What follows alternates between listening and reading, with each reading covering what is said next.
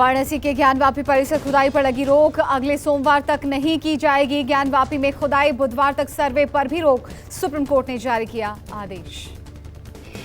ज्ञानवापी में वैज्ञानिक सर्वे पर अगले 2 दिन तक सर्वे पर रोक। रडार मैनेजमेंट, नपाई और फोटोग्राफी कुछ भी नहीं किया जाएगा। सुप्रीम कोर्ट ने मुस्लिम पक्ष को हाई कोर्ट जाने को कहा। मुस्लिम पक्ष ने सुप्रीम कोर्ट में दलील दी थी कि उन्हें एएसआई सर्वे को रोकने का समय नहीं मिला। मुस्लिम पक्ष ने सर्वे पर रोक लगाने की मांग की थी। सॉलिसिटर जनरल ने सुप्रीम कोर्ट को बताया, सर्वे स्थल पर कोई दीवार नहीं गिराई गई। परिसर की हो रही फोटोग्राफी और मैपिंग, अगले 1 हफ्ते तक परिसर में कोई खुदाई का काम नहीं होगा। वाराणसी के ज्ञानवापी परिसर में आज से एएसआई सर्वे करने के लिए पहुंची। कड़ी सुरक्षा के बीच 30 सदस्यीय एएसआई की टीम परिसर में गई थी। परिसर के बाहर सर्वे को लेकर भारी संख्या में लोगों का जमावड़ा देखा गया। सर्वे टीम के साथ फोटोग्राफर और वीडियोग्राफी टीम की भी ज्ञानवापी परिसर में दाखिल हुई, लेकिन सर्वे पर रोक लग गई है। 4 अगस्त तक सर्वे की रिपोर्ट वाराणसी की जिला अदालत को सौंपेगी एएसआई टीम। जिला जज एके विश्वेश ने मस्जिद परिसर का वैज्ञानिक सर्वे कराने का दिया था आदेश। आज भी संसद सत्र शुरू होते ही हंगामा शुरू हो गया। लोकसभा में मणिपुर हिंसा और महिलाओं से दुर्व्यवहार पर विपक्ष ने नारेबाजी की।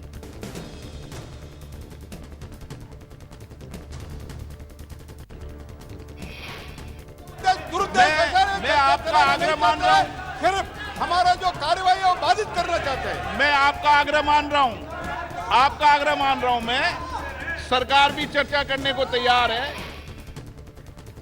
विपक्ष पीएम मोदी से संसद में बयान देने पर अड़ा हुआ है। सरकार की ओर से रक्षा मंत्री राजनाथ सिंह ने कहा, हम मणिपुर पर चर्चा के लिए तैयार, लेकिन विपक्ष हंगामा कर रहा।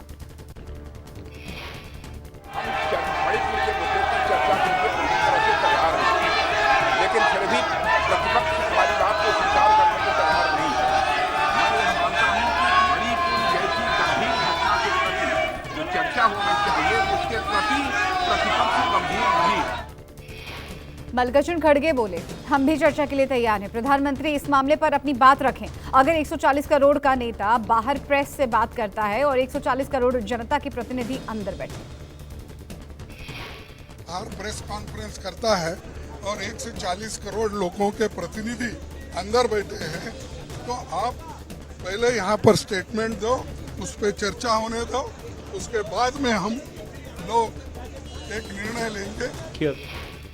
कांग्रेस नेता मनीष तिवारी ने कहा, प्रधानमंत्री को संसद के दोनों सदनों में एक व्यापक वक्तव्य देना चाहिए। उन्हें लोकसभा और राज्यसभा में प्रासंगिक स्थगन नियमों के तहत चर्चा का पालन करना चाहिए। प्रधानमंत्री मणिपुर के बारे में संसद के बाहर बोल सकते हैं, तो संसद के दोनों सदनों में उनको वक्तव्य देने में क्या आपत्ति है? वक्तव्य वो अपना आके दे। संसदीय कार्य मंत्री प्रहलाद जोशी ने कहा, मणिपुर वायरल वीडियो पर पूरा देश पीड़ा व्यक्त कर रहा है। हम हाथ जोड़ रहे हैं और कह रहे विपक्ष इस विषय पर चर्चा करे और हम इससे कुछ निष्कर्ष निकालेंगे, लेकिन विपक्ष चर्चा से भाग रहा। पीड़ा व्यक्त करने का ये एकदम नेचुरल है। सारे देश पीड़ा व्यक्त कर रहे हैं।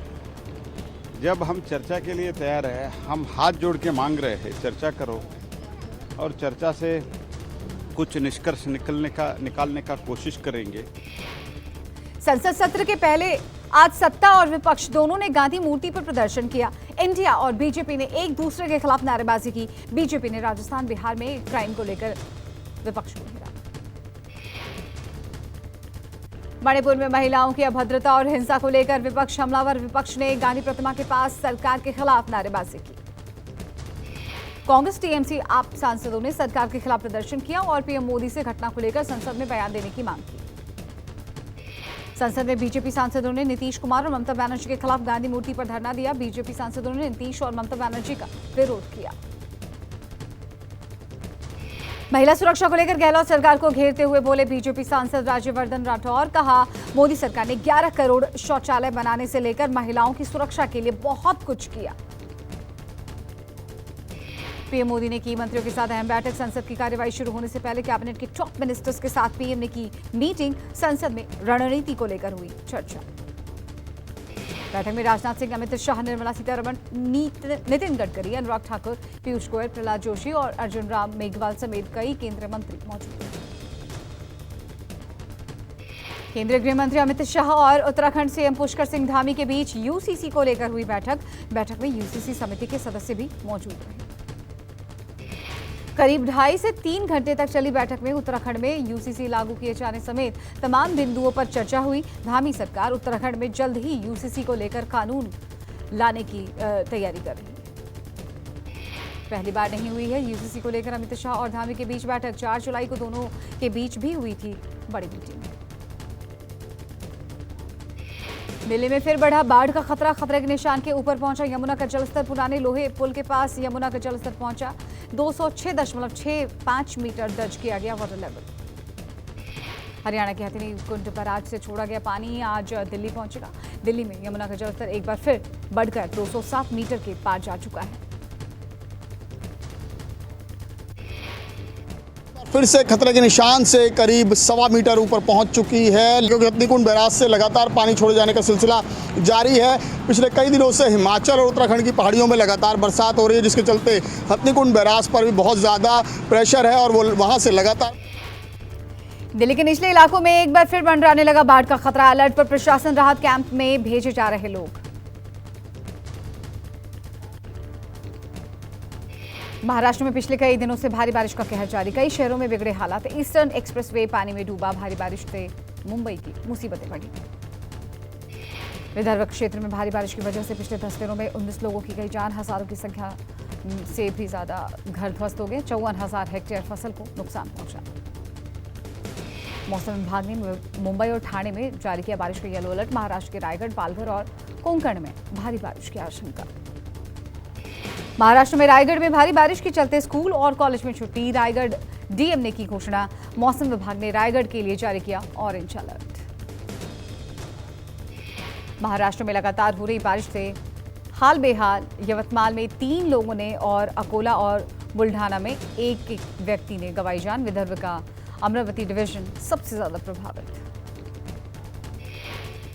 महाराष्ट्र में रायगढ़ में हुए लैंडस्लाइड के बाद रेस्क्यू अभियान बंद। हादसे में अब तक 27 लोगों की मौत, 57 लोग अभी भी लापता।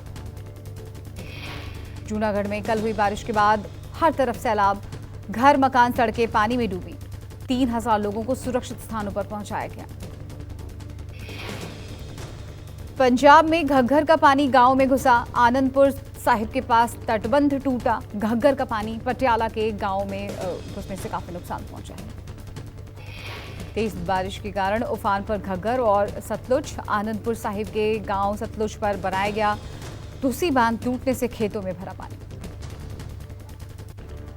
हिमाचल में थमी बारिश की रफ्तार। बारिश के चलते हालात बद से बदतर। ट्रांसफार्मर और 370 पेयजल स्कीम पड़ी ठप। दर्जनों सड़कें अवरुद्ध। वैष्णो देवी यात्रा मार्ग पर लैंडस्लाइड के चलते हेमकोटी मार्ग से आवाजाही ठप। बारिश और भूस्खलन के चलते हेमकोटी मार्ग क्षतिग्रस्त। पारंपरिक रास्ते से माता के भवन पहुंच रहे श्रद्धालु। कटरा से सांची छत के लिए हेलीकॉप्टर सेवा कई दिनों से प्रभावित। आज कुछ हेलीकॉप्टर ने उड़ानें भरी। प्रयागराज में पिछले 24 घंटे में गंगा यमुना का जलस्तर 10 सेंटीमीटर तक बढ़ा है। कई गांवों पर मंडराए बाढ़ का खतरा। बांध और बैराज से लगातार छोड़ा जा रहा पानी। डबरकोट जोन में यमुनोत्री हाईवे पर मुश्किलें बढ़ी। 3 दिनों से लगातार गिर रहे बोल्डरों के कारण मार्ग पर यातायात पूरी तरह से ठप। दिल्ली के निचले इलाके में गढ़ी मेंढू गांव में बाढ़ का पानी घुस गया है। 10 फीट तक भरा पानी। एक बार फिर पानी बढ़ने से पलायन करने को लोग हुए मजबूर। कर्नाटक के हुबली में कई इलाकों में तेज बारिश के चलते जगह जगह जलभराव। पंजाब के पूर्व वित्त मंत्री और बीजेपी नेता मनप्रीत सिंह बादल की आज विजिलेंस के सामने पेशी। मनप्रीत के खिलाफ भटिंडा में पूरा की प्रॉपर्टी औने पौने दाम पर बेचने का आरोप। राजस्थान विधानसभा के मानसून सत्र का आज आखिरी दिन। गहलोत कैबिनेट से बर्खास्त मंत्री राजेंद्र गुढ़ा का ऐलान। आज सदन में खोलूंगा सीएम गहलोत और उनकी सरकार की पोल। पश्चिम बंगाल विधानसभा का आज से मानसून सत्र। सत्ता पक्ष और विपक्ष में मणिपुर सहित राज्य में महिलाओं पर हुए हमले को लेकर तकरार की आशंका। यूपी में समाजवादी पार्टी और आरएलडी को आज लग सकता है बड़ा झटका। सपा के साहिब सिंह सैनी, सुषमा पटेल और जगदीश सोनकर, जबकि आरएलडी के राजपाल सैनी हो सकते हैं बीजेपी में शामिल। केंद्रीय गृह मंत्री अमित शाह का रायपुर दौरा, स्थानीय नेताओं के साथ शाह ने की अहम बैठक। रमन सिंह, ओम माथुर समेत कई नेता हैं मौजूद। यमुना के पूर्व मंत्री सत्येंद्र जैन को बड़ी राहत, सुप्रीम कोर्ट ने सत्येंद्र जैन की बढ़ाई अंतरिम जमानत। खराब सेहत के चलते 26 मई को सत्येंद्र जैन को 6 हफ्ते की दी गई थी जमानत। 31 मई 2022 से हिरासत में है सत्येंद्र जैन। राजस्थान के अलवर के भिवाड़ी इंडस्ट्रियल एरिया की रहने वाली अंजू पहुंची पाकिस्तान। खैबर पख्तूनख्वा के रहने वाले अपने फेसबुक प्रेमी नसरुल्लाह से मिलने गई अंजू अपने पति और 2 बच्चों को छोड़कर पाकिस्तान गई। मध्य प्रदेश की गुना की रहने वाली है अंजू, जबकि उसका प्रेमी अरविंद यूपी के बलिया का है। अंजू के पति का कहना है कि अंजू शुक्रवार को जयपुर जाने का कहकर निकली थी और फिर उसने कहा कि वो अपने दोस्त से मिलने लाहौर जा रही है। पाकिस्तान से अपने प्यार के लिए आई सीमा हैदर की मदद करने के आरोप में बुलंदशहर से 2 भाई गिरफ्तार। पुष्पेंद्र, पवन मीना जनसेवा केंद्र चलाते हैं और इन पर सचिन सीमा के आधार कार्ड में फेरबदल करने का आरोप है। सीमा हैदर अपने सच्चे प्यार की खातिर पॉलीग्राफी टेस्ट कराने को तैयार है। सीमा के वकील एपी सिंह ने न्यूज 24 के साथ एक्सक्लूसिव बातचीत में इस बात का खुलासा किया। पंजाब के पठानकोट एयरबेस पर तैनात महिला स्क्वाड्रन लीडर अर्शिता जायसवाल की मौत। अर्शिता पर करीब 1 सप्ताह पहले कैंटीन स्टाफ ने धारदार हथियार से हमला कर दिया था। स्क्वाड्रन लीडर अर्शिता जायसवाल पर एयरफोर्स बेस में काम करने वाले एक सर्विसमैन ने जानलेवा हमला किया था। चोरी के इरादे से घर में घुसा था आरोपी। सीसीटीवी की मदद से 17 जुलाई को पुलिस ने आरोपी को किया गिरफ्तार। यूपी के सहारनपुर में लापता छात्र की हत्या से गुस्साए ग्रामीणों ने सड़क पर लगाया जाम। राज्य मंत्री कुंवर ब्रजेश सिंह ने नाराज लोगों को समझा बुझाकर खुलवाया जाम। 14 साल की लापता छात्र का शव बरामद होने के बाद भड़के लोग, परिवार ने पुलिस पर लापरवाही का लगाया इल्जाम। पुणे में हैरान करने वाली वारदात, अमरावती में तैनात एसीपी भरत गायकवाड़ ने अपनी पत्नी और भतीजे की गोली मारकर हत्या कर दी और फिर खुद भी आत्महत्या कर ली। घटना आज सुबह करीब 4 बजे की है। बताया जा रहा है कि एसीपी देर रात अमरावती से पुणे पहुंचे थे। मौके पर पुलिस ने तीनों शव को कब्जे में ले लिया है और हत्या आत्महत्या के एंगल से तलाश कर रही है।